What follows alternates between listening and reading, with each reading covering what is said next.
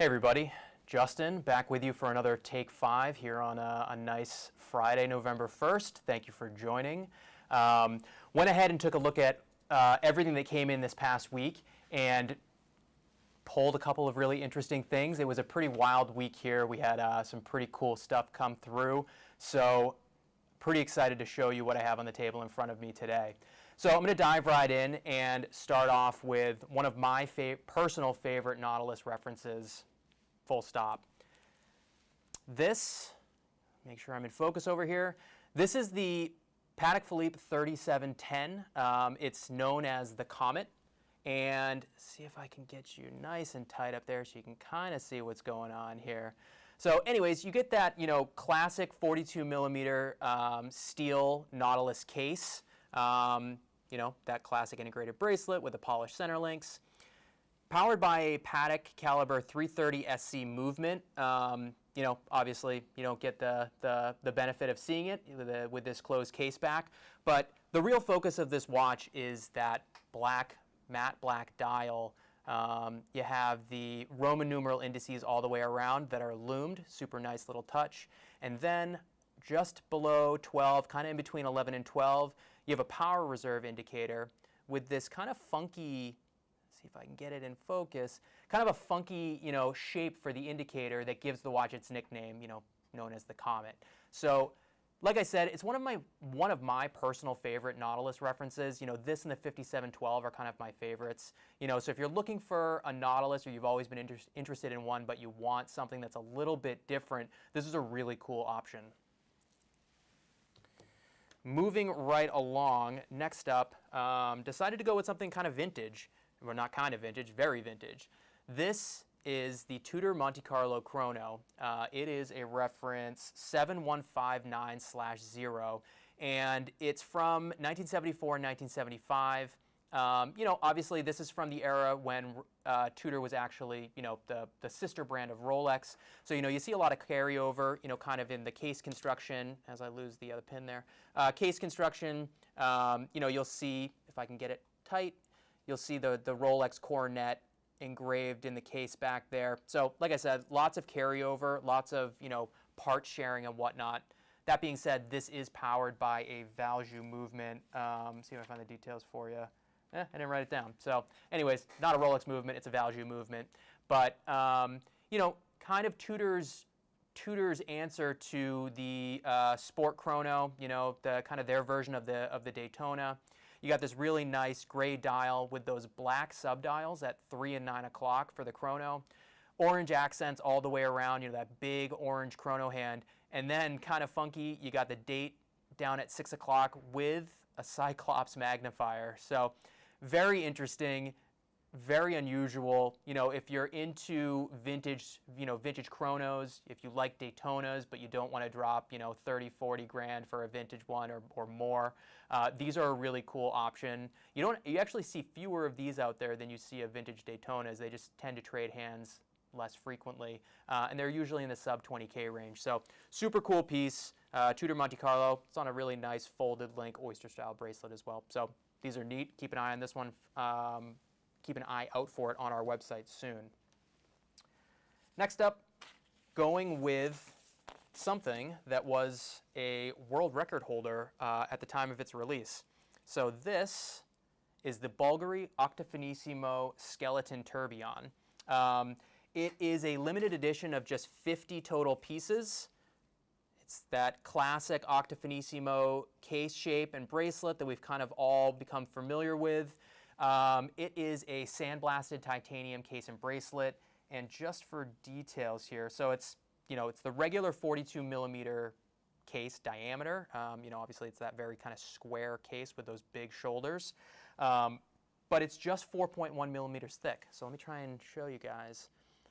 It's pretty mind-blowing looking at this at 4.1 millimeters thick, and when you flip it over, you've got that tourbillon there down at 6 o'clock. So this was actually the, let's see, it was the thinnest automatic wristwatch when it was released back in 2018, and that's full stop. It wasn't the thinnest tourbillon. It wasn't the thinnest automatic tourbillon. It was the thinnest automatic wristwatch period in the world when it was released in 2018. So again, only 50 pieces. You know, it's pretty unbelievable. It's really like an engineering marvel. And you know, anytime Bulgari, or you know, you've probably seen, you know, the Richard Mille, the Ferrari watch now that's the thinnest, and all these other pieces, they make very few of them because it's obviously not easy to create something this complicated, this thin. This one's fully skeletonized. You know, you can see all the bits in there. This is just like an absolute monster watch. I love the Octo Finissimo line. I've said it a million times. Bulgari has just like created a masterpiece, you know, where they've been able to really, you know, innovate and expand the model line over the years, and this is like the pinnacle, you know what I mean? It's just, it's unbelievable. So super, super impressive piece. It's crazy light too, being that sandblasted titanium. Next, gonna get real funky. This guy came in a little while ago and like totally blew my mind. So this one's going to be tough to show because it is fully skeletonized. Let's see if I can get nice and tight there. Adam or David, let me know if I'm out of focus or anything like that. Back it up a little bit. All right. So this is the Gerald Genta Octo Perpetual Calendar Skeleton. It's the reference 3103. Produced in the 90s, you know, kind of the Genta heyday, you know, of the Genta brand. And it's wild. So this is a 33 millimeter yellow gold case, you know, on a matching kind of like a bullet style. You know, if you're familiar with the Breitling bullet bracelets from the 90s, it's got that same kind of look and feel. But full yellow gold bracelet, 33 millimeter case, deployant clasp. This one's got gorgeous patina on it. It's got all like the classic Genta hallmarks. You've got this kind of like knurling on the side of the case. You've got the crown that has that same kind of motif. I think I'm out of focus. Sorry. There we go. You see it a little bit.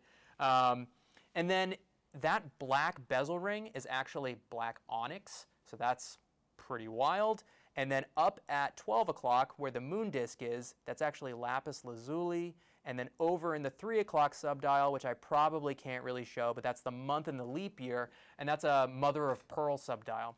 So this is just like an absolute monster of a watch in this tiny little 33 millimeter package. The movement is absolutely gorgeous. Oh, I didn't even say it's automatic, which is impressive. And you can kind of tell here, but the movement is just like decorated within an inch of its life. The rotor, obviously skeletonized with the Gerald Genta GG signature there. And then every single surface you can see, from bridges to, you know, literally every single surface there is hand decorated. It's an absolute stunner. You never see these. Really, really rare, really interesting. And for me, it's just kind of proof positive of why Genta is so revered in the watch industry as a whole. You know, the guy has, you know, however many iconic designs under his belt, and then creates his own, you know, eponymous brand and creates totally wild stuff like this. These were really underappreciated for a long time, and it seems that people are starting to wake up to how special they are, how rare they are, and it's really cool to see these kind of get the recognition that they deserve.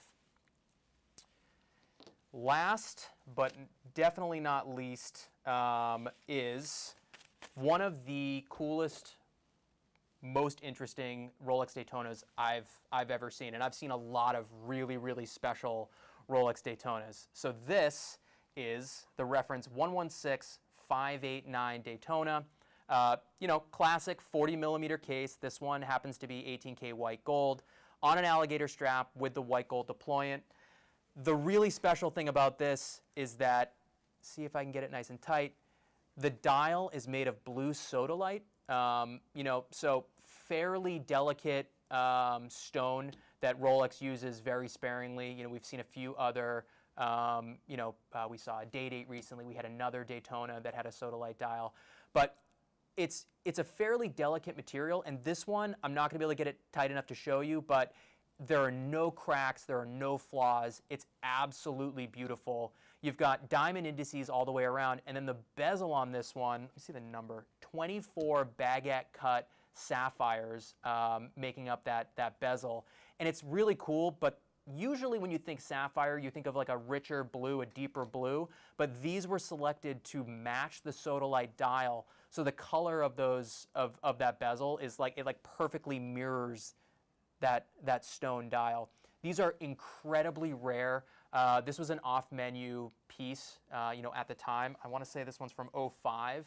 This one comes with full box and papers, and we actually purchased it from the original owner as well. So if you are into Daytonas, if you're into rare pieces, if you're into stone dials, you know, gem set pieces, like, do not sleep on this watch. This will be hitting our website fairly soon, and I honestly don't know if I'll ever get the chance to handle another one, so I had to make sure I showed it off. So those are my 5 picks for my favorite things that came in this week. There was way more. I had far too many to choose from, so it wasn't an easy task, but hopefully you guys liked it. Let me know in the comments of the 5 what's your favorite, and be sure to tune in next week when Rob will give you his pick for his favorite 5 watches from next week. Have a great weekend, guys, and see you later.